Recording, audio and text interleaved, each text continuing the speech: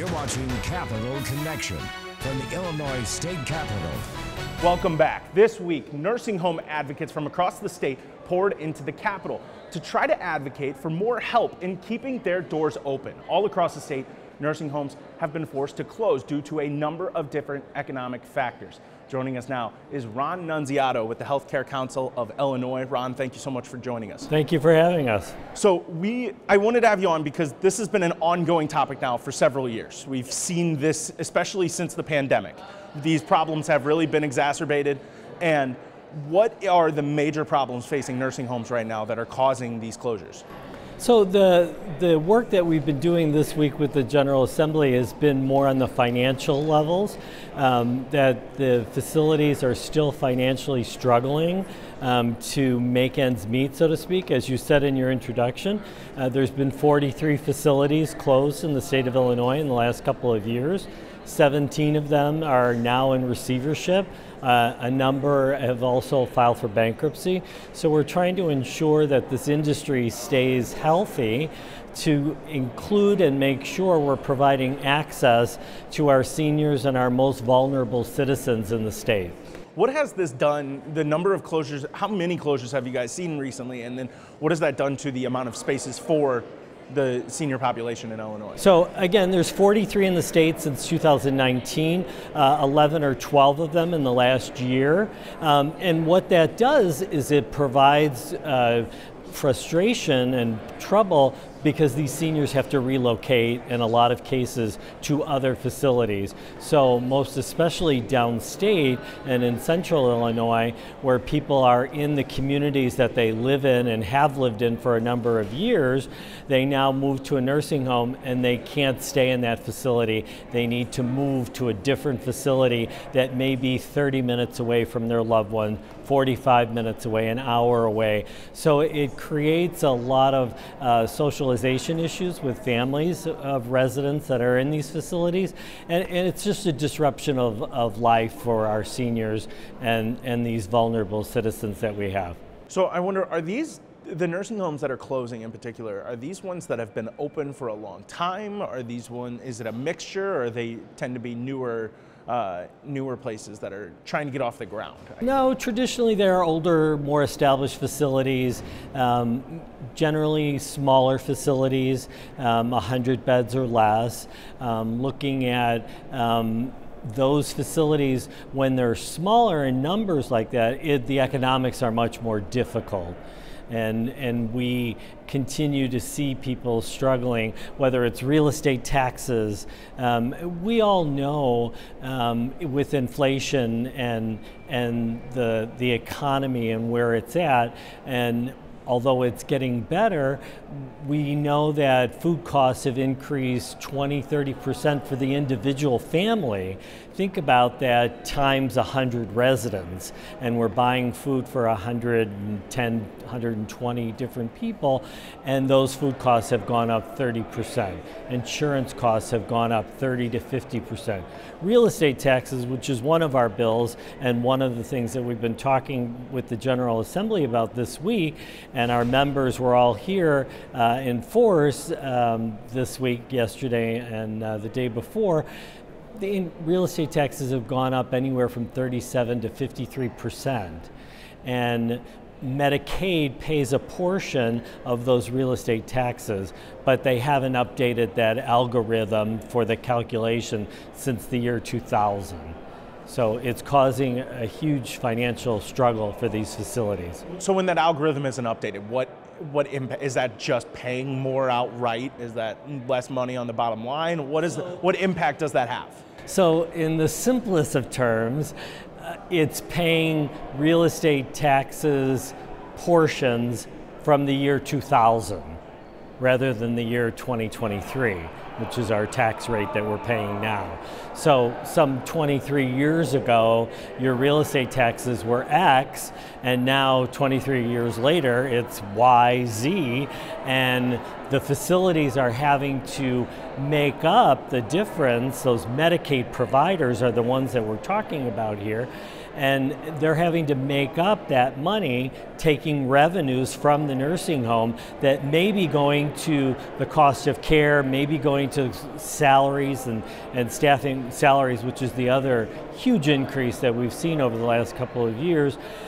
They're taking 8 to 10%, most especially in Cook County, but 1 to 2% downstate revenues to pay real estate taxes, when we could be using that money to pay for staffing or to pay for additional levels of care. And to go into those other issues, like you said, levels of care, staffing, all of that, those are massive shortfalls that are happening to the nursing home agencies too. What kind of impact does that have on these closures? Are closures being driven by, just not having the staff to keep the places open?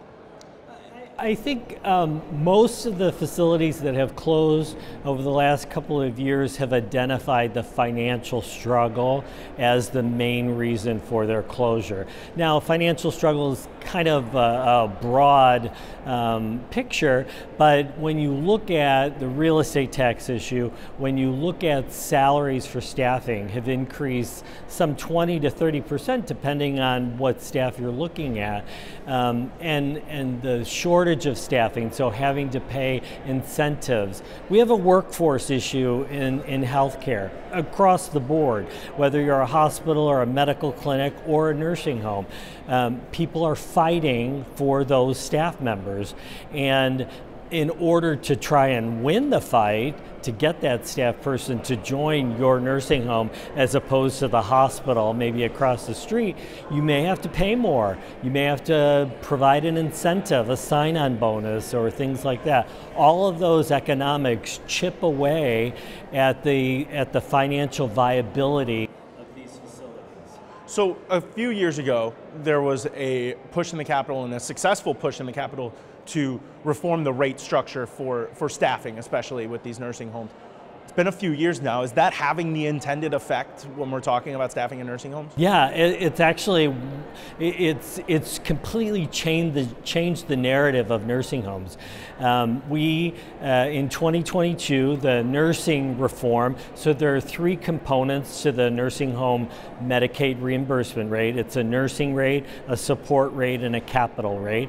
And the 2022 reform that you're speaking of was specifically for the nursing rate, which pays for the care and staff and the clinical side of the operation of the facility.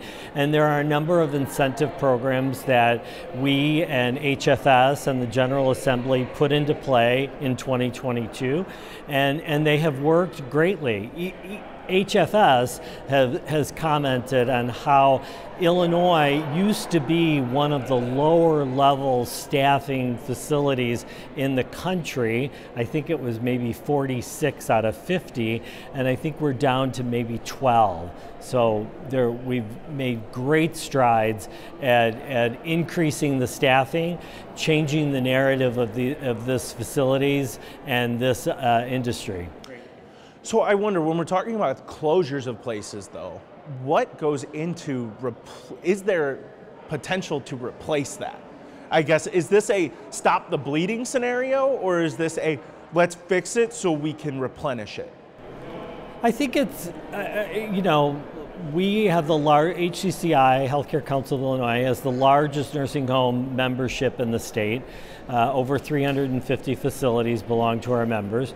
And I can't speak for all of them. I was an operator for 29 years previous to me joining HCCI. So I can't offer what every operator would do, but I think people are looking for the assistance to make these facilities and to make this industry more palatable for the future, to ensure that there's an access of care. This is happening across the country. Pittsburgh or Philadelphia and Pennsylvania was talking about they've lost 3,000 beds in this since COVID for financial closures, even with a 17.5% increase in Medicaid funds. So even with that bump in reimbursement, still they lost over 2,000 beds.